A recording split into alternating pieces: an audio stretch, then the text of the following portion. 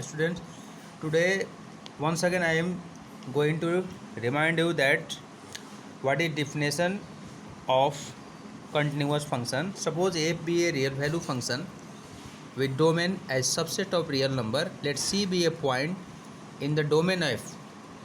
Then f is said to be continuous at point c. Limit x tends to c.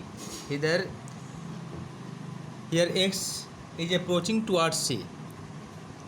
fx is equal to fc. This is the definition 1. And now definition 2, a real function. I think there is no need to define what is real function, because all of you are well known about the difference about real valued function and real function. So it's clear to all of you what is real function. A real function f is said to be continuous if it is continuous at every point in the domain of f. Suppose a function is defined in a closed interval. In first definition, it was not defined in a closed interval, but in second definition, it is defined in a closed interval. Including closed interval means a and b are included. Note, limit x tends to a negative fx and limit x tends to b positive fx are having no meaning, as we are not supposed to check the continuity before a and after b. One thing is clear to all of you. If I am telling that, or anybody tells you to find what would be limit before a, since there is interval, closed interval a to b, means only the value or the numbers that is between a and b, including ab, are our main concern. We are not supposed to find the what is the number or what is the continuity before a or after b. So here it is written that limit x tends to a negative fx and limit x tends to b positive fx are having no meaning. Now, as we are not supposed, okay, so we write limit x tends to a positive. One thing is clear, if it is written that a positive means it comes under closed interval ab. X tends to a positive fx is equal to fa, and limits x tends to b negative fx, then its value is fb. Now it's turn to know what is the algebra of continuous function. Theorem 1. Suppose f and g are two real function continuous at c, then f plus g is continuous at c. F minus c is continuous at c. Similarly, f into g is continuous at c, and f by g is continuous at c only when it is not possible, that is jc does not equal to 0. Next, the most important topic, that is differentiability. First of all, you should know what is the meaning of differentiability. Differentiability refers to ability to take derivative of a function. किसी function का when you are going to find the derivative of a function, that ability is known as differentiability. Differentiability refer to ability to take derivative of a function. Derivative of function क्या होता है? Derivative of function at a point c is taking slope of the graph of function at point c. Here see what is this is the graph of any function. Suppose the graph of any polynomial function. This look like this. There are 2 points a and b, and take a point c, and at this point you have to check the differentiability of this function. It does not mean that you are not supposed to find, or you are not supposed to find the differentiability at another point. There are many points between a and b. At any point you can check the differentiability of any function. As you are finding the or checking the continuity of the function at any point between a and b. In the same way, you are instructed to check the differentiability of the given function between a and b. The basic difference between continuity and differentiability is that when anybody tells that you have to check when a function is continuous between a, b, means A and B points are also included. But when one say that a function is differentiable between A and B, then we see that we write it as such: a function is differentiable in open interval AB. Here endpoint, that is A and B, are not included in it.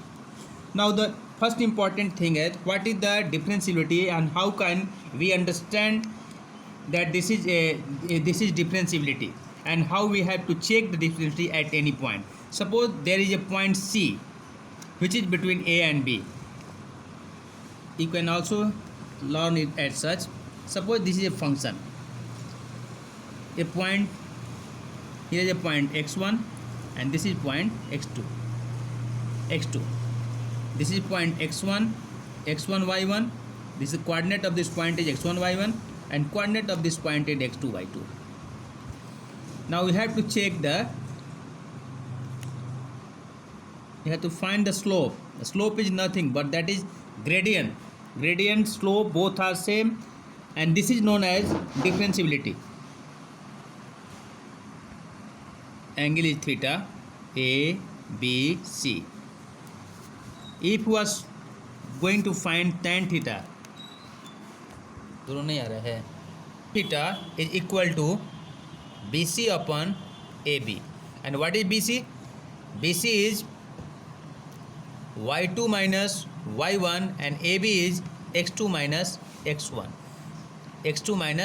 This is the slope, and this slope is known as differentiation. Derivative of function at point C is taking the slope of the graph. This C here at point C. When you have to find the derivative of a function at any point C, suppose it is this point is C, and at this point you have to find the differentiation of that function, means you are finding the slope of the function at that point. You are finding the slope of the function. Suppose this is the point, so in this way you are finding the slope of the function. This would be like this. This will look like this, like tangent.